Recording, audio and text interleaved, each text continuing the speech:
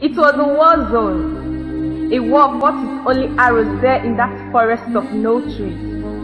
The entire forest was thick with arrows of hate flying about like merciless missiles, fixing their roots in that war-torn soil and sprouting everywhere like trees, standing aloof with definite detestable defiance. One in particular did hit me.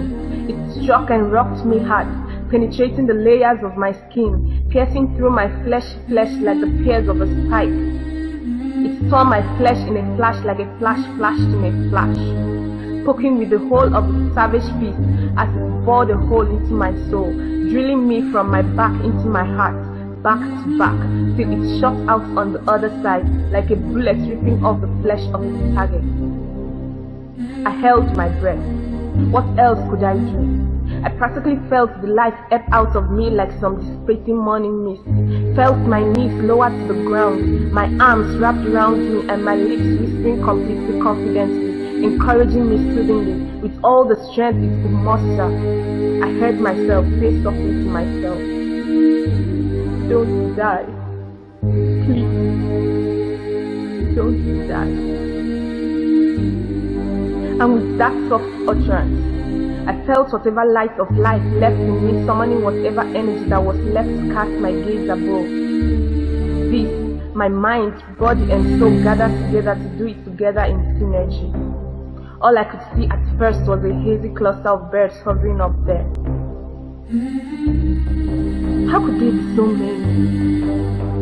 How is it that birds can possibly live together in peace even in their thousands, but human beings find it difficult? Funny how you could think such funny thoughts when you are at the brink of death. Some of the birds were near enough for me to feel the intensity of their wings as they flap and encircle, waiting for their next meal, me, anticipating the carcass of their next prey, mine.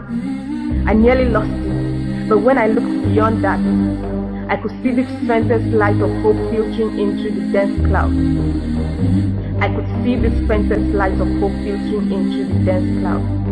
Not so obvious to all, but to me nothing would have made me listen. And as I looked deeper, more intensely, I knew at once what it was.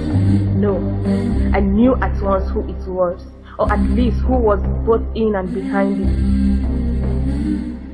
My Savior had come to rescue me from those prey, even when I did not pray nor offer to give him pain. He came to bind my wounds, there in that dense forest of arrows standing straight as stunted trees.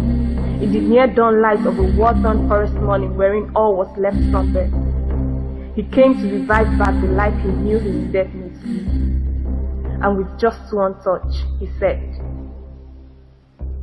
"You can't die, beloved. Because the truth is that I already did. And it was done for you."